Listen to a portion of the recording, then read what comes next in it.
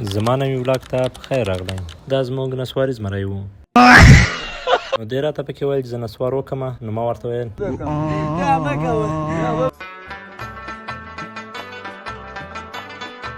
ښه نو ولاګ شروع کېږي له دې ځای څخه. بس نن له ملګرو سره ځمه د باغوش په طرف. دلته هم د ضیافت رسټورانټ جوړېدو او ما هم ترې یو کوچنی ویډیو واخیسته.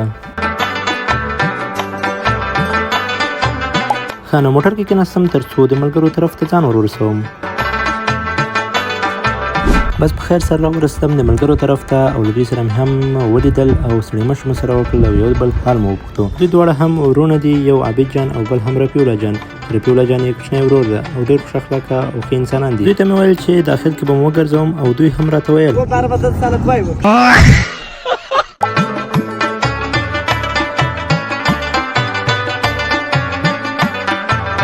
دلته راورسېدلو لیوه ته، نو دی کرار راته ویده و. ملجک شه موږ دلته راغلي یو. بس دغه هم شترمرغ ده چې ډېر یو قوي حیوان ده او ډېره ښه غټه فضا ورته جوړه کړې وه. نو عابد جان ته مې ویل چې دلته نور څه پیدا کېږي، نو ده راته ویل چیز بگویی پیدا میشه. مثلا چی شیر پیدا میشه؟ آه در کجا؟ نه بالا در دره. په هر حال د عابد جان سره مې ټوکه وکړه، نو ده هم راته ویل چې تر اوسه ما هم نه دي لیدلي. نو دی هم پکې ګرځو. په دې مخه کې بیزوګیان مخې ته راغلل او بیزوګیان یې خوا دې خوا ټوپونه پکې وه. د هر حیوان مشخصات په جلا جلا تختو باندې لیکل شوي وو. دلته هم راورسېدلو باختري غرڅې ته یا هم ګوزنې ته چې واقعا ډېره ښایسته وه. دا هم وطني مږې دي چې په هر پل او پټي پیدا کېږي. دا هم شکون و چې زموږ په قسمت باندې د باندې نه راوتی. نو عابد جان ویل دا زموږ قسمت دی.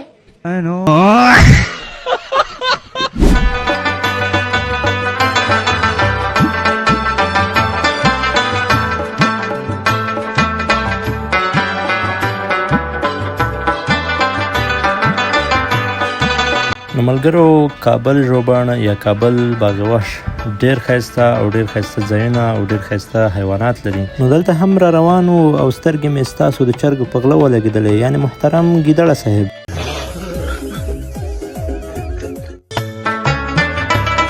دغه ده زموږ نسواري زمری. نو د ده بیچاره هم نسوار خلاص شوي او ما هم ورته ویم تپوس مې نه کوم بابا، یو تپوس نه کوم بابا، یو تپوس نه کوم. دلته هم یو ډېر ښایسته مرغه سره مخ شوم او ما ته یې سترګو ډېر خوند راکړی. یو ډېر ښایسته او جلا سور رنګ یې درلودو. دا نور چې تاسو ته ښکاري دا ټول ټپوسان دي او هغه هم د ټپوسانو له ډلې څخه و. دا هم زما د خوښې مرغه شاهین دی، خو نه پوهېږم چې د انسانانو نه یې زړونه تور شوي وو که ولې. ټولې مخونه اړولي وو او یې خوا ته یې کتلې، یو هم دې خوا ته نه راکتل. ښه نو ملګري راورسېدلو د علم او جهل مینار ته.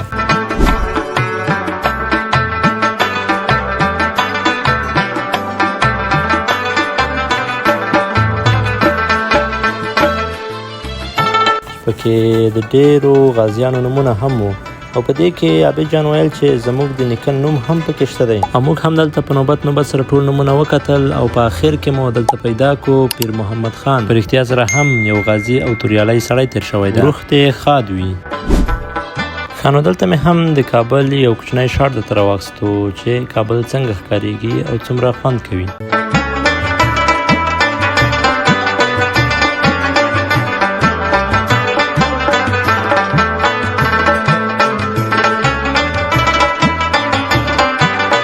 بس دلته هم کېناستلو چې لږ دمه وکړو او ډېر سخت ستړي شولو.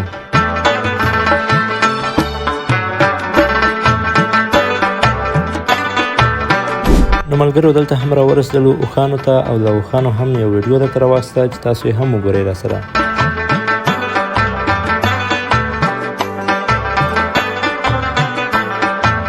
ښه نو زموږ د ویډیو ستوری نسواري صاحب هم راجګ شو او را روان شو د خلکو طرف ته چې د خلکو توجه یې ځان ته جلب کړه. اول کې خو ما ویل چې موږ یو نسواري لرو، خو خبر نه وم چې دا دوه نسواریان دي. نو په دې کې دا یو نسواري را روان او دا بل نسواري ته وایي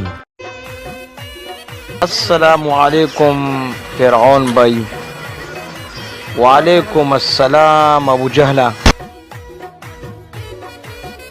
ښه نو ملګرو موږ هم ټول باغوش یا ژوبڼ ټول په پښو راوکتو او ټول مو وکتلو. واقعا ډېر ښایسته او ډېر خوندور د تفریح ځای و. بس رفیع الله جان او عابد جان هم مخ ته روان وو، وایي نور نه ورته کېږي چې ځو به.